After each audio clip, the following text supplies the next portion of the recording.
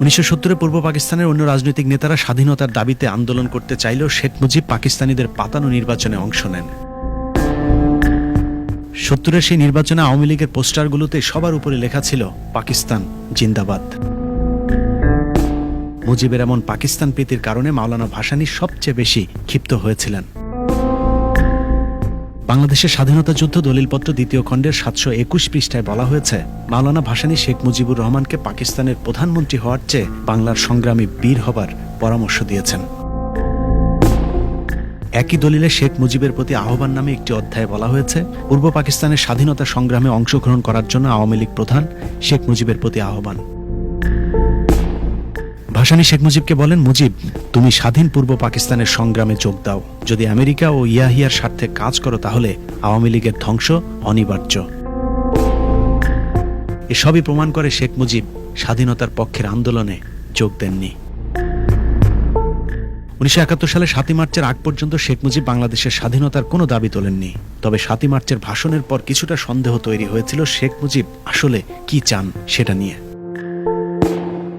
7ই মার্চের ভাষণ, শেখ মুজিব, মুক্তিযুদ্ধ, এসবই যেন একই সুতোয় গাঁথা। বঙ্গবন্ধুর সেই ভাষণ শুনলে এখনো শরীরের লোম দাঁড়িয়ে যায়। কিন্তু শেখ মুজিবের কৌশলী সেই ভাষণ কি আসলেই স্বাধীনতার ঘোষণা নাকি অন্য কিছু, সেটা বিশ্লেষণ করলেই বোঝা যাবে। জনগণের প্রতিনিধির কাছে ক্ষমতা হস্তান্তর করতে হবে। শেখ মুজিবের সেই ভাষণের মূল দাবি ছিল জনগণের প্রতিনিধিদের হাতে ক্ষমতা হস্তান্তর করা, অর্থাৎ প্রধানমন্ত্রী হতে চান শেখ মুজিব। তবে দাবি যাই হোক, 7ই মার্চের কিছু বক্তব্য মুক্তিযোদ্ধাদেরকে শক্তি জুগিয়েছে এবং কিছু বাক্য শুনলে মনে হবে এটাই মনে হয় স্বাধীনতার ঘোষণা। রক্ত যখন দিয়েছি, রক্ত আরো দেব, এদেশের মানুষকে মুক্ত করে ছাড়বো ইনশাআল্লাহ। শেখ মুজিবের সেই স্বাধীনতা যে সার্বভৌমত্বের স্বাধীনতা না, সেটা শেখ মুজিব নিজেই স্বীকার করেছিলেন। You mean independence? That I don't mean. You mean independence? That I don't mean. I want to live like a free citizen of a free country. You mean independence? That I don't mean. Sheikh Hasina সহ আওয়ামী লীগের নেতারা তারপরও 7ই মার্চের সেই ভাষণকে স্বাধীনতার ঘোষণা বলে চালিয়ে দেওয়ার চেষ্টা করছে। অথচ শেখ হাসিনা মাত্র কয়েক বছর আগেও স্বীকার করতেন সেই সময়ের কিছু ছাত্র নেতার চাপাচাপির পরেও কৌশলগত কারণে শেখ মুজিব 7ই মার্চ স্বাধীনতার ঘোষণা দেননি। আমাদের কয়েকজন ছাত্র নেতা তারা হঠাৎ দেখি বেশ উত্তেজিত। আমার আব্বাকে বলছেন, যেটা কি হলো লিডার, আপনি স্বাধীনতার ঘোষণাটা দিয়ে আসলেন না। মানুষ সব হতাশ হয়ে ফিরে গেল যে তারা তখন এই কথাটা কেন বলেছিল, তারা কার হয়ে কথা বলছিল বা উদ্দেশ্যটা কি ছিল। ওই সময় ছাত্র নেতারাও অভিযোগ করেছেন অনেক চেষ্টার পরেও শেখ মুজিবকে স্বাধীনতার ঘোষণা দেওয়ানো যায়নি 7ই মার্চে। আমরা শেখ মুজিবের সাথে রাত 1টায় দেখা করি তার বাসায় এবং তাকে পরিষ্কার বলে আসি যে আপনি পাকিস্তানের রাষ্ট্রপ্রধান বা প্রধানমন্ত্রী হন, এটা আমরা চাই না। শেখ মুজিব যে কখনোই দুই পাকিস্তান আলাদা করতে চাননি তার আরো বড় প্রমাণ শেখ মুজিবের সবচেয়ে কাছের সহচর তাজউদ্দিন আহমেদের মেয়ে শারমিন আহমেদের লেখা বইয়ের একটি তথ্য। সেই বইয়ের 45 নম্বর পৃষ্ঠায় বলা হয়েছে, পূর্ব পরিকল্পনা অনুযায়ী 25শে মার্চের ভয়াল কালো রাতে আব্বু গেলেন মুজিব কাকুকে নিতে। মুজিব কাকু আব্বুর সঙ্গে আন্ডারগ্রাউন্ডে গিয়ে মুক্তিযুদ্ধ পরিচালনা করবেন, সেই ব্যাপারে আব্বু মুজিব কাকুর সাথে আলোচনা করেছিলেন। মুজিব কাকু সে ব্যাপারে সম্মতিও দিয়েছিলেন। সে অনুযায়ী আত্মগোপনের জন্য পুরান ঢাকার একটি বাসাও ঠিক করে রাখা হয়েছিল। বড় কোনো সিদ্ধান্ত গ্রহণে আব্বুর উপদেশ গ্রহণে মুজিব কাকু এর আগে দ্বিধা করেননি। আব্বুর সে কারণে বিশ্বাস ছিল যে ইতিহাসের এই যুগ সন্ধিক্ষণে মুজিব কাকু কথা রাখবেন। মুজিব কাকু আব্বুর সাথেই যাবেন। অথচ শেষ মুহূর্তে মুজিব কাকু অনড় রয়ে গেলেন। তিনি আব্বুকে বললেন, বাড়ি গিয়ে নাকে তেল দিয়ে ঘুমিয়ে থাকো, পরশুদিন 27শে মার্চ হরতাল রেখেছি। এই সময়টা আলোচনা করলো কেন পাকিস্তানের সামরিক সরকার, এবং উনি কেন বললেন যে যা 27 তারিখে হরতাল ডেকে দিয়েছি, নাকে তেল দিয়ে ঘুমা। সুতরাং সবটা জিনিস যেন বেশি আবেগ দিয়ে না। এছাড়াও এ বইয়ের আরো এক জায়গায় বলা হয়েছে শেখ মুজিবকে 25শে মার্চের রাতের শেষ মুহূর্তে অন্তত স্বাধীনতার ঘোষণার একটি রেকর্ড পড়তে বলা হয়েছিল। সেটাও করেননি। এমনকি সেই ঘোষণাপত্রে তিনি স্বাক্ষর করতেও রাজি হননি, কারণ তিনি বলেছিলেন যদি এটা করা হয় তাহলে পশ্চিম পাকিস্তানিদের হাতে প্রমাণ থেকে যাবে যে আমি দেশদ্রোহী। এই কথাগুলিও জনাব তাজউদ্দিন আহমেদের মেয়ে শারমিন আহমেদ তার বইতে উল্লেখ করেছেন। শারমিন আহমেদের বই না মানলেও চলবে। তাজউদ্দিন আহমেদ নিজেই সেই সময়ের আন্তর্জাতিক মিডিয়াতে সাক্ষাৎকারে বলেছিলেন, শেখ মুজিব সবসময় পশ্চিম পাকিস্তানিদের হয়ে কাজ করেছেন।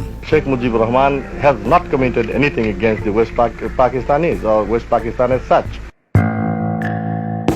শেখ মুজিব না চাইলেও কথিত পাকিস্তানি এজেন্ট রাজাকার শহীদ প্রেসিডেন্ট জিয়াউর রহমানের ডাকে মুক্তিযুদ্ধ শুরু হয়ে যায়।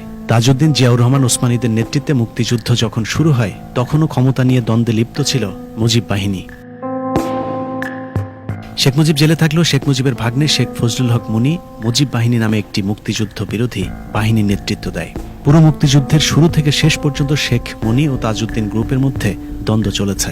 প্রথম দ্বন্দ্ব বাধে মুজিবনগর সরকার নিয়ে। মূলধারা ৭১ বইয়ের ৬৫ নম্বর পৃষ্ঠায় মুজিব বাহিনী সম্পর্কে আঁতকে ওঠার মতো তথ্য দেওয়া হয়েছে।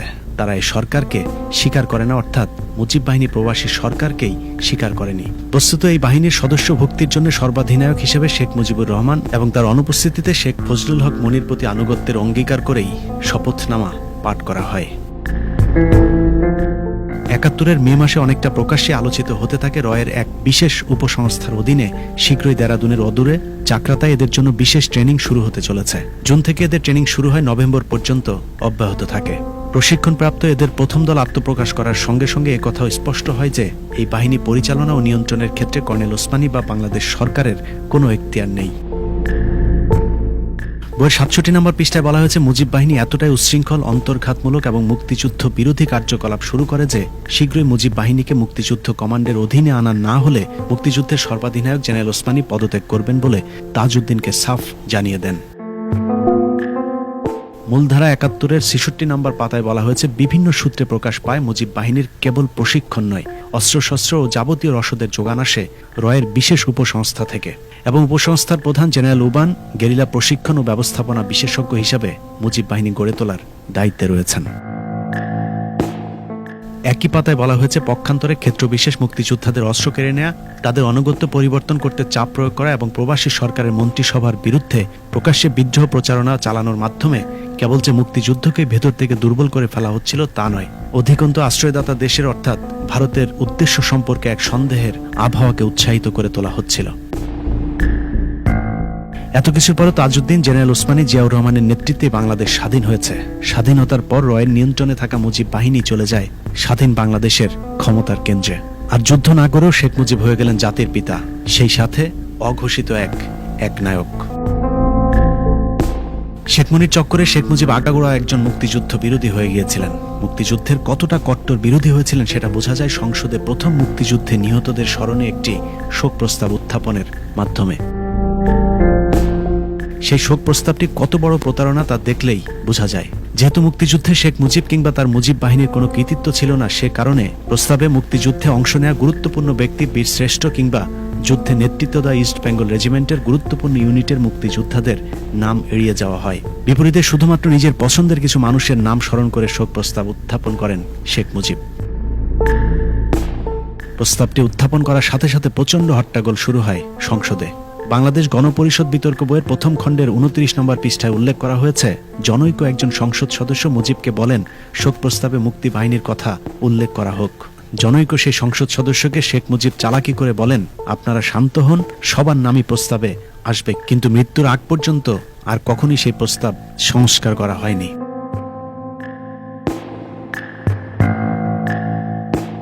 শুধু এটাই নয়, ১৯৭২ থেকে ৭৫ পর্যন্ত মুজিব একবারের জন্য মুক্তিযুদ্ধ কিংবা মুক্তিযোদ্ধা এই শব্দ দুটো উচ্চারণ করেনি। এমনকি মুক্তিযুদ্ধে নেতৃত্ব দেওয়া তাজউদ্দিন, জেনারেল ওসমানী সহ যুদ্ধে যারা নেতৃত্ব দিয়েছেন সবাইকে তার মন্ত্রিসভা থেকে ধীরে ধীরে বাদ দিয়ে দেন। সারা জীবন বাঙালির জন্য আন্দোলন করে আসা মাওলানা ভাসানীকে মুক্তিযুদ্ধের পুরো সময়টাতে অনেকটা বন্দী করে রাখে ভারত। এদিকে যে তাজউদ্দিনের নেতৃত্বে দেশ স্বাধীন হলো, তাকে বাদ দিয়ে শেখ মুজিবকে জাতির পিতা বানানোর সিদ্ধান্তটা যে ভারতের ভুল ছিল তা ভুট্টোকে লাল গালিচা সম্বর্ধনা দিয়ে বাংলাদেশে আনা এবং সবশেষ ওআইসি সম্মেলনে যোগ দিতে মুজিবের পাকিস্তান সফরের মধ্য দিয়ে প্রমাণিত হয়। ভারত বুঝতে পারে শেখ মুজিব আগাগোড়ায় একজন পাকিস্তান প্রেমী মানুষ, যে কারণে ১৫ই আগস্টের পর বীর মুক্তিযোদ্ধা খন্দকার মোস্তাকের সাথে ভারতীয় হাইকমিশনার সমর সেন তড়িঘড়ি করে সাক্ষাৎ করে সেদিনই ভারতের স্বীকৃতির কথা মোস্তাক সরকারকে জানিয়ে দেন। শেখ মুজিব যে পাকিস্তানপন্থী ছিলেন সেই তথ্য পাকিস্তানের তৎকালীন এয়ার মার্শাল জাফরে চৌধুরীর লেখা একটি বইতেও প্রমাণ মিলেছে। তিনি তার মোজাইক অফ মেমোরি বইতে লিখেছেন, যুদ্ধের পুরো ৯ মাস সময় মুজিব জেলে ছিলেন বলা হলো শেখ মুজিব এবং ডক্টর কামাল আসলে একজন মেজরের বাসায় ছিলেন। সেখানেই তাদেরকে বাংলাদেশ যদি স্বাধীন হয়েই যায় তাহলে পরবর্তী করণীয় ঠিক করে দেয়া হতো। বইয়ের 75 পৃষ্ঠায় ভয়ঙ্কর একটি তথ্য দেওয়া হয়েছে, যেখানে বলা হয়েছে মুক্তিযুদ্ধ শেষ হবার পর শেখ মুজিব ডক্টর কামালকে নিয়ে লন্ডনে যাবার পথে বইয়ের লেখক এয়ার মার্শাল জাফর চৌধুরীকে জনৈক আজিজ আহমেদ বলেছিলেন স্টেট ব্যাংকের গভর্নর গোলাম ইসহাক খান একটা বড় অঙ্কের মার্কিন ডলারের ব্যাগ শেখ মুজিবকে দিবেন। এই তথ্য কতটা সত্য তা বোঝা যায় যুদ্ধের পুরো সময়টাতে শেখ মুজিবের পরিবারকে পাকিস্তানি আর্মির সব ধরনের সেবা দেওয়ার মধ্য দিয়ে। যুদ্ধের সময় জন্ম হয়েছিল সজীব ওয়াজেদ জয়ের। সেই সময় পাকিস্তানি সেনাবাহিনীর গাড়িতে করে তাদেরকে হাসপাতালে নিয়ে আনার কাজও করা হতো। তোর ছেলে হয়েছে নাম কি? তা আমি বললাম নাম জয়। इसका मतलब क्या है? তা আমি বললাম জয় মানে জয়, জয় মানে ভিক্টরি, জয় মানে আনন্দ, জয় মানে ভিক্টরি। যখন বলছি জয় মানে ভিক্টরি তখন ওর খুব মেজাজ খারাপ হয়ে গেল। ও ঘুরে যখন চলে যাওয়ার সময় বলতেছে और एक नमरूद पैदा हुआ। এমনকি যুদ্ধের সময় গোপালগঞ্জে শেখ মুজিবের পিতা অসুস্থ হলে তাকে সেনাবাহিনীর হেলিকপ্টারে করে ঢাকা এনে চিকিৎসাও দিয়েছিল পাকিস্তান সেনাবাহিনী। অথচ কথিত রাজাকার স্বাধীনতা বিরোধী জিয়াউর রহমানের পুরো পরিবারকে সেই সময় পাকিস্তানি সেনাবাহিনী নির্যাতন সহ্য করতে হয়েছিল। শেখ মুজিব আজ নেই, মৃত মানুষকে নিয়ে সমালোচনা না করাই ভালো। কিন্তু মিথ্যা দিয়ে একজন স্বাধীনতা বিরোধীকে উপরে উঠাতে গিয়ে যখন দেশপ্রেমিক মুক্তিযোদ্ধাদেরকে স্বাধীনতা বিরোধী বানানোর চেষ্টা করা হয়, তখন সত্য ইতিহাস অনুসন্ধান করা অবশ্যম্ভাবী হয়ে দাঁড়ায়। আল্লাহ হাফেজ। Well, I disagree with Mr. Nehru more than 100% of that. আজ বাংলা থেকে বলিন আর নাই। আমাদের সংগ্রাম চলবেই চলবে। Ziaur Rahman, do hereby declare independence of Bangladesh. জনগণের প্রতিনিধির কাছে ক্ষমতা হস্তান্তর করতে হবে। You mean independence? That I don't mean. Mujib ক্ষমতায় টিকে থাকার জন্য হাজার হাজার রাজনৈতিক কর্মীকে হত্যা করে। শেখ মুজিব ও তার খুনি দুর্নীতিবাজ সরকারকে উৎখাত করা হইয়াছে।